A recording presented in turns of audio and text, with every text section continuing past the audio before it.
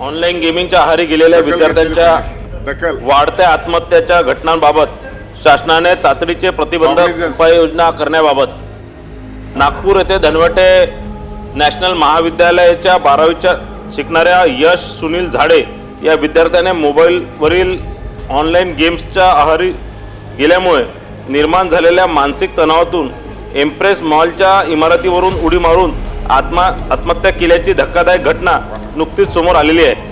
12वी परीक्षा संपल्यानंतर हा तरुण मोबाईलवरील खेळांच्या व्यसनामुळे सतत चिडचिड करत होता आणि या व्यसनातून बाहेर न पडता आल्याने त्याने हे टोकाचे पाऊल उचलले, ज्यामुळे संपूर्ण परिसरात खळबळ उडालेली आहे। राज्यातील अनेक विद्यार्थी अशा हिंसक आणि व्यसनाधीन करणाऱ्या ऑनलाईन गेम्सच्या विळख्यात अडकत चाललेले आहे। त्यातून नैराश्य व आत्महत्यासारख्या घटनांचं प्रमाण वाढत असल्याचे चित्र दिसत आहे। अशा प्रकारच्या प्राणघातक गेम्सवर वेळीच निर्बंध घालणे, शाळा व महाविद्यालयांमध्ये विद्यार्थ्यांच्या मानसिक आरोग्यासाठी समुपदेशन केंद्र सुरू करणे आणि मोबाईल व्यसनाधीनतेच्या दुष्परिणामाबाबत जनजागृती करणे अत्यंत आवश्यक आहे।